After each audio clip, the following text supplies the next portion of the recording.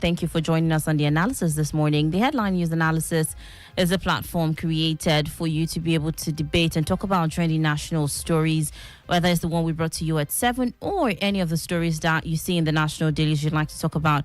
You can bring it up on the analysis, and we have our in-house analyst, Nicholas Uwerunonye, here to analyze it for us. The number for you to call to be a part of the conversation is 0807 777 9927. Let me also remind you that stories brought up have to be from verifiable sources, and you have a space of 1 minute, that is 60 seconds, to share and pass your comments so as to give room to other people as well so that they can also pass their comments. Remember not to insult anyone or give in to any logical fallacies as it relates to any of the conversations that we'll be diving into. My name is Danielle Shitta-Bey. And my name is Adedayo Adeyemi. Good morning to you and welcome to the Headline News Analysis. To join in the conversation, please call in on 0807 777 9927 0807 777 9927. Nicholas is live with us this morning. Good morning to you, Nicholas. Good morning. It's good to have you this morning. How do you do? How do you do? Thank you so very much for coming on the Headline News Analysis. Let's kick off with this big story. ASU calls on National Assembly, others to intervene as strike looms. First up, you're hearing that there will be a meeting of ASU by August 28th, and after that, they have tagged it Mother of All Strikes. What's going on? It does look like ASU is bent on governments into the agreement they signed in 2009, and of course, all of the interventions, here and then from past administrations has not gone really well with ASU. So we've seen them in past administrations threaten the strike, and then they go on strike. What's going to be different under President Tinubu? Well, I don't see a lot of difference. I don't see any difference happening. Considering the fact that when you look at this agreement they signed with federal government, it's a maze of you have different convolutions of different agreements had at different times being consolidated over the years because subsequent administration at the federal government level have failed to fulfill their own end of the bargain. Unfortunately, government has always come up with this strategy of attempting to take the sail off the wind of ASU at every point in time. And if you recall, under President Muhammadu Buhari, you had the case of a new academic staff union being registered. So it has always been this Scotch art policy on the part of federal government. So that's why it is always lingering on. So this time around, I think what ASU is simply saying is that they've had enough, and something has to be done, particularly at this time. And essentially, what are these agreements all about anyway? Because it's a convoluted thing, I might not be able to, totally unpack the whole, package, but it essentially boils on, firming up the educational infrastructure on the one hand, the quality of education in the university circle, then of course the issue of autonomy of the university system, and of course remuneration of the lecturers. So these are key ingredients that makes for a thorough, a well-grounded university system, that can stand the test of time and can, match up with its peers across the world. It might interest you to know that when you talk of the first 1,000, when you rank 1,000, universities across the world, we might find it difficult to find any of our universities there. This is quite sad. It's a sad commentary, really,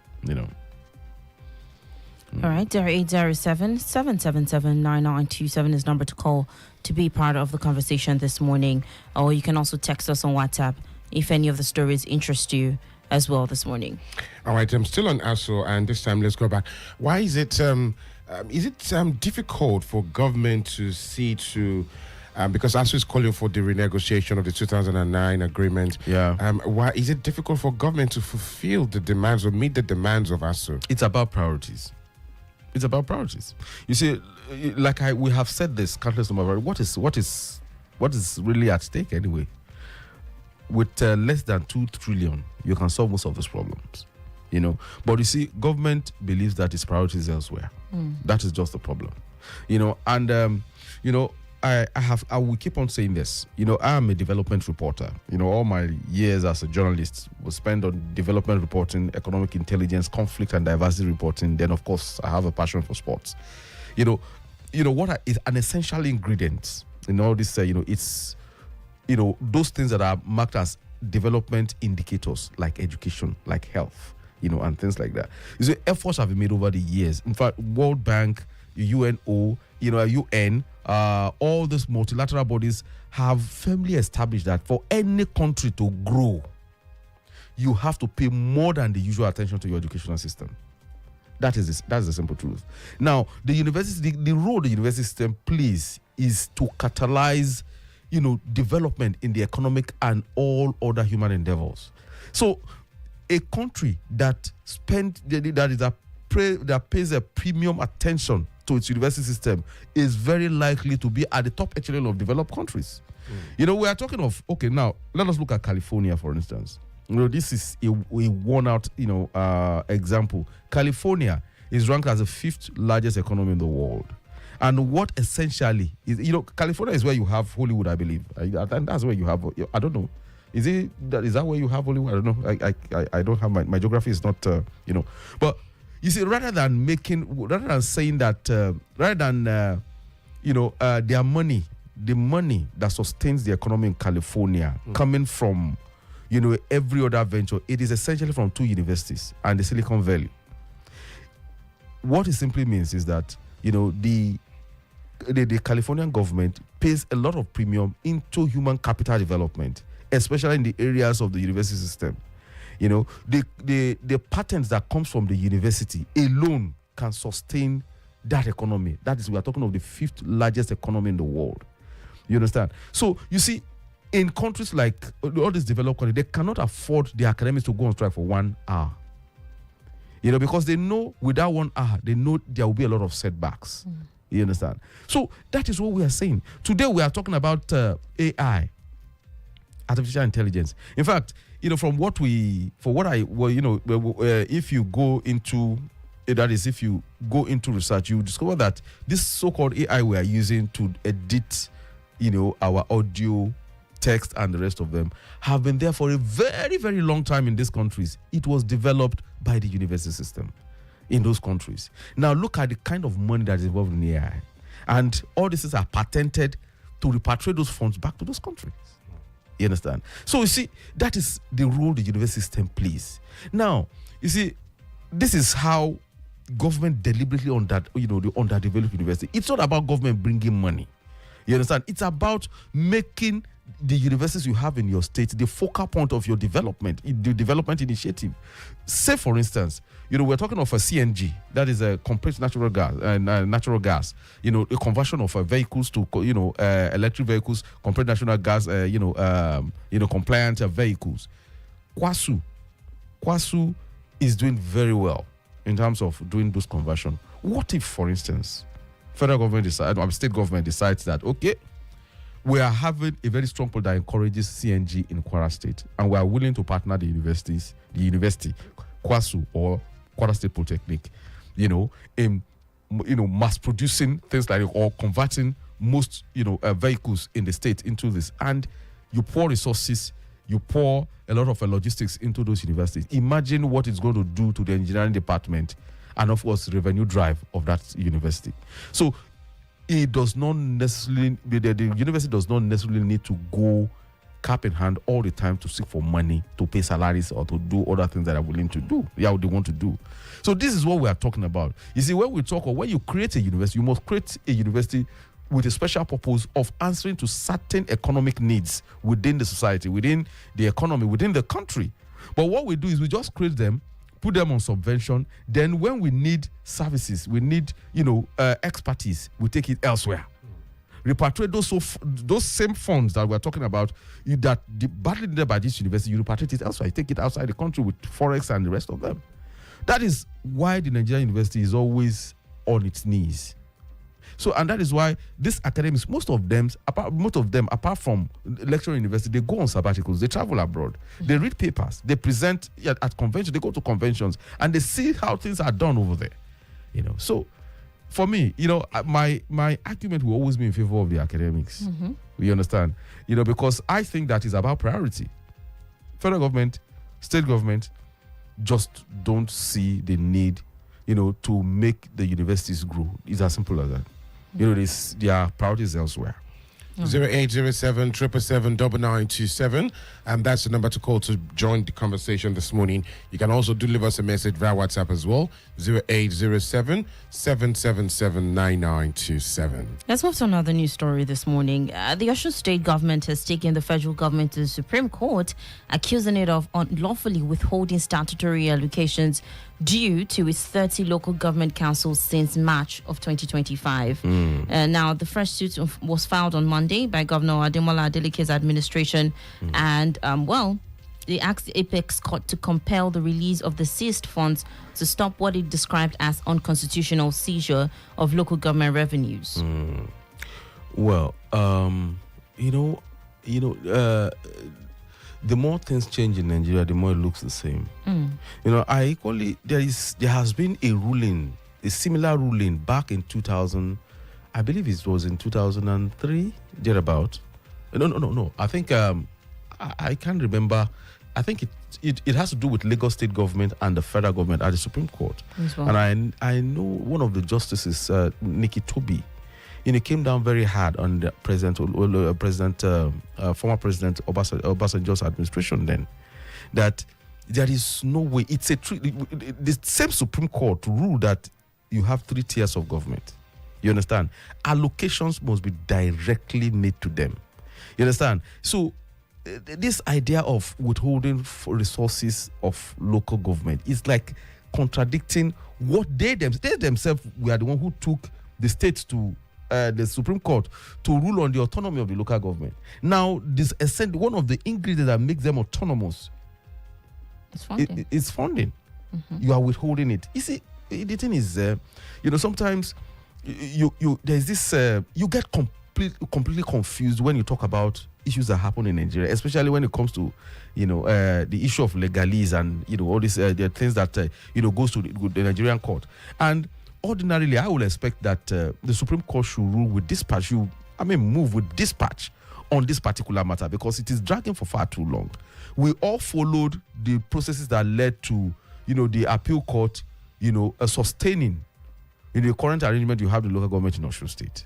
You understand? So there shouldn't be any debate whatsoever. It is rather sad and ironical that the same man who was, a beneficiary of the Supreme Court ruling back then, that is President Bola Ahmed Tinubu, is the same person who appears to be the aggressor in this instance. It's quite contradictory and very sad, really. All right. That number connects you 0807 777 9927. I'm directly to the studios this morning. Well, there's been a lot of conversations and reaction as to the PDP's decision to zone its 2027 ticket to the south. Some northern blocks are opposing the PDP zoning its tickets to the south. And of course, there are a lot of reactions. Dele Momodu was also speaking that it's a done deal, and of course of the intention of the FCT Minister Nyosom Wike for President Bola Tinubu to be re-elected in 2027. So all of these reactions, what is your take? Where do you stand in all of this? Well, you see, the thing about politics for me as a journalist is just to stay and watch and give both sides reasoning behind both sides. And just wait for the best. Because, you see, left to me, the ideal situation is that you don't even zone at all. Okay. That is the ideal situation. You don't even zone at all. You allow the best candidate to emerge. You understand? But you see, because of issue of equity in Nigeria and promoting a sense of belonging, it's a kind of gentleman agreement, that, okay, after you've done it for certain amount of period, you allow other people to do it too, so that everybody can have a sense of belonging somewhere. So that when they say, okay, your zone has underdeveloped Nigeria, we can say, okay, your zone too has produced this. What did he do? So it's a way of, one way or the other, is a way of allowing everybody to contribute to their own mess, to contribute to the entire mess. You understand? But that is just by the wayside. But the point I'm making is that you see. PDP has no other choice than to go south. They have no other, because the umbrella is almost in tatters. You understand? And what has always been the lingering problem with PDP that had brought it to this sorry pass is because of this issue of zoning. It happened under Jonathan, and a lot of bigwigs pulled out of the party, which made them lose power in 2015.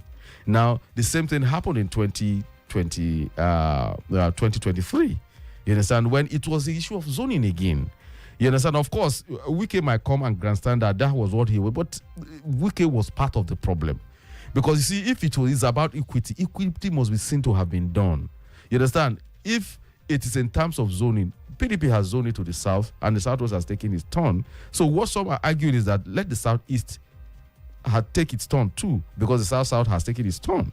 So that is what equity is supposed to be. But for all of a sudden, for reasons best known to him, Wike decided to throw his hat into the ring. You understand? So you see, it's a collective mess within the PDP, and what they are trying to do is to try to sort it out. And the way to go is to shift, the ticket south. And let's see how it pans out, 0807 777 0807 777 we have a comment from WhatsApp. Let's quickly squeeze it in. Dr. Mrs. Ma Olebara from Owerri, she's reacting to the comment made by the president, where he said there is no more corruption in Nigeria. And then she says, Mr. President, you said this before the whole world. There is a God on the throne watching corruption that has eaten deep into the fabrics of our leaders. Corruption that is being felt by the blind, deaf, dumb, and even the unborn children. Corruption that is flourishing because our leaders don't abide by rule of law and the fear of God. Corruption that has diminished lives and leaving out of the masses. She says she weeps for Nigeria. How do you react to that? Well, ironically, Transparency International downgraded us again. If you look at the current, and Transparency International use, perception indexes, to see how you are doing in terms of fighting corruption, or whether there is transparency in the way governance is done in your country, and we have been downgraded. So, I don't understand the basis of the president's comment that corruption is gone. In fact, there is nowhere in the world that corruption is totally gone. In fact, as a matter of fact, it's organically, you need a certain amount of corruption in your system for you to function as a human being. I'm saying this, and any doctor that is out there can bear me. You have what you call bacteria in your system, that allows the system to function at some level. But what I'm saying invariably is that we are not saying that this is not to praise corruption, but what we are saying is that where it happens, it must be seen to be fought to a standstill. And the kind of corruption that you have in the US and the UK are probably more sophisticated than you have in Nigeria. But you see, the thing is that you see efforts of the system fighting it to a standstill. But that is what you don't see in Nigeria. There is the level of impunity in Nigeria is massive. It's out of this world. You understand? You see, then, of course, when you see the agencies trying to do the fighting, there is that perception that they are targeting opposition elements. That is just the problem with corruption in Nigeria. It's not as if that there are no. Sometimes where there are genuine cases of you see them fighting it half-heartedly. That is half-heartedly. That is the problem. So we are talking of even the budgetary this thing. Under the budget alone, look at the issue of padding that happens. One syrup will scream, this NH suit will shout itself to the rooftop, but you won't see any government agency picking up the gauntlet to prosecute. You see, before any meaningful corruption can happen, that clause within the ICPC and EFCC that says that unless it can only act on petition, they have to work on that clause. EFCC, ICPC must be proactive. Where there are even specters or perception of corruption in certain places, they should be able to move in. It's only when you have instances like that you can say corruption is being fought. It's not fighting of corruption here. Each time you see a petition, maybe there is a grudge somewhere. It's usually because there is a grudge somewhere. That's why their petitions are written. All right. Let's take another Facebook comment. Good morning, FlowFM crew and Mr. Nicholas. Government's insensitivity to ASU's demand over the years is tantamount to the failure of public university system in Nigeria. Government's nonchalant attitude to tertiary institution also shows how governments undermine the quality of education. Hence, they prefer to send their awards abroad. But bottom line is, if government doesn't heed to the cry of ASU, they will be unintentionally producing half-baked graduates. Corruption in the system, in the university system, and all vices therein. Let's take this call. Hello, good morning. Yeah, good morning. Good morning to you. What is your name and where are you calling from, please? My name is Richard. I'm calling from Alpha. All right, Richard from Alpha. Please go ahead with your comment. Yeah, as somebody that has love and passion for education, I always look for Nigerian education system. At least, while growing up, I know the standard our education system was at. The generation before me were complaining that the education system has been falling. Now, it's quite frustrating that the standard of education the colonial master left for us, we have gone downwards. We did not even maintain that standard, not talk of building on it. We have gone downwards over the years because government don't see the need to invest in education. You can't have a developed nation anywhere in the world without your educational system being developed. It's not possible. India is doing very well now because they invested in education. China is doing very well because they invested in education. Japan, all the Korea, all these nations, not because of their resources, but because of education. But our nation don't see the need to invest in education. We would rather spend the money on things that are not necessary. Imagine using the money we are spending on coastal roads to invest in education. You will see the result over the next few years. Then, even the people managing the education system is another case because most times the little money they are getting, they will squander it. They don't use it to do the normal thing. Then on the other hand, I also blame ASU because in 2019 they had the opportunity, a golden opportunity to get most of their demands, but they were called and they had to call off their strike to conduct the 2019 election. Because I didn't they insisted on getting most of these demand in that 2019 that President Buhari was going for second tenure. I guarantee you, as somebody that is educated on negotiation, they will get most of their demands because they were then in a position of power. They were then in a position of advantage to get what they need, but they didn't. They let that opportunity to slip from their hand. Then on the issue of the president saying that, that there is no more corruption in Nigeria, I find it so funny. Because budgets have been hammering that the budget of last year was backfunded to trillion, ton of trillion up to 6 trillion. And when you look at the things there, spending 260-something million on one street light, you start laughing. When you look at all the things that they added in that budget, and not till today, nobody has acted on that. A senator that spoke that the tax budget was started, they suspended him. So we are not even ready to fight corruption. That's the problem. We're not even ready at all. Thank you very much. Thank you, Richard, from afar. Wow. That's quite a recap, It's, he touched virtually everything and it has given a new perspective to all the issues we've been talking about. The issue of corruption, the issue of education and things like that. We can never tire of speaking of the need to, fund education in Nigeria. Of course. All right. Hello, good morning. Hello, good morning. Good morning to you. What is your name and where are you calling from, please? Okay, this is Michael from Ghana. All right, Michael, please go ahead with your comment. Okay, so on education, I want to start there first. I think just like the last caller said, that ASU missed opportunities to have stand their feet on the ground to ensure that at least 50% of most of these agreements were done. Though government is a continuum, so we can't say because it was a different government that had that agreement with them. So I think the case of Nigeria is an issue where you have head of a family and everything is wrong. Your car is faulty, the children are hungry, they need to go to school, there's no water, there's no light. So you might not, as a father, be able to really budget the kind of amount that you really want sufficiently for your children to go to school. So I just use that analogy to liken what we are going through in Nigeria. Everything is wrong. So it's when things are in this situation, that's when we can talk about 20% for education. There's nothing. So you have to provide for every sector at the same time. You can't leave one for another. So that's the case we're having. So I feel government should really stand up and see how best they can solve this ASU issue so that our educational system is not that bad.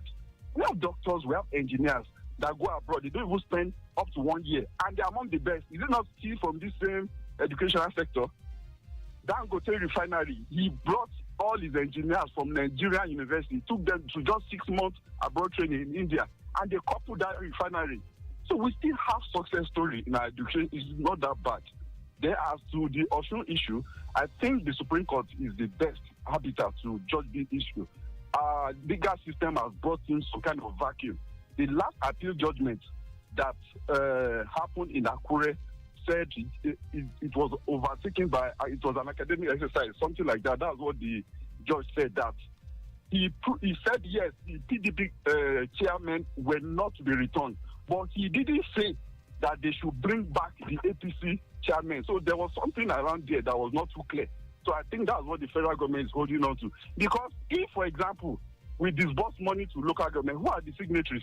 We have to be sure that it's the validly people that are validly supposed to be there, that the people that will sign those documents for transactions to take place. So I think it's a welcome development. Under 1 month, we should have a clear case on this, and we'll move on from there. Thank you. All right. Thank you so very much for your comment this morning. All right, let's squeeze in this one story, and then we could round off on the analysis this morning. Let's go to Benue State. The Benue House of Assembly has suspended its immediate past speaker, Hyacinth Dajo, for 3 months over allegations of plotting to impeach Governor Hyacinth Aliyah. Now, this was reacting through his media aide, Trevor Zamba. Dajo dismissed the allegations as baseless and politically motivated. He maintained that he had always maintained a cordial relationship with some of our states, especially Benue State, is it appears as if it's not going to end anytime soon. For me, I think everything trickles down to that clearance that was not made for one commission. That is a commissionership candidate that is believed to be close to the traditional ruler of Benue State, who was overwhelmingly voted down. Wasn't part because he had a lot of issues. I think that is where the problem really started from. You see, most of us, what you're seeing happening in Benue State is the state of the state assemblies in Nigeria. There is no such thing as independence. There is no such thing as autonomy. The governor decides who is going to be the speaker, and that was what happened. The man fell out of favor, So because if not, plotting to impeach, the governor, it's not a tenable, argument. He accepted the whole thing in good faith, though. Of course, he has no choice. He has no choice. Well, as we have seen the suspension and of course all of that, we're seeing that in Anambra State as well. So that a member was suspended for 3 months because he posted the content the House deemed as damaging content on social media. Well, exactly. Tomorrow, yes, we'll continue tomorrow. The views expressed is not in any way the position of FlowFM 92.7 or the staff therein, but is expressed by the in-house analyst Nicholas Uwerunonye. Thank you so much for joining us on the Headline News Analysis. I am Danielle Shitta-Bey. And I am Adedayo. Adeyemi, thank you for joining us. Ilorin, we sincerely apologize. We'll take your comment tomorrow morning. Oh, what did it happen? Music you love, back to back. You already know we keep it fun, fresh, and real. Mid mornings with us.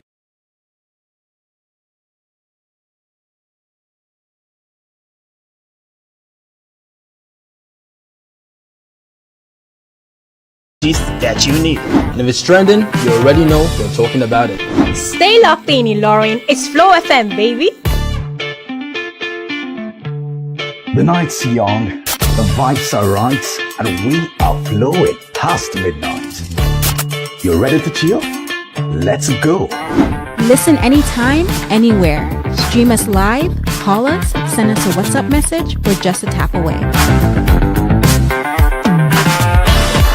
Flow FM 92.7. My music, my radio.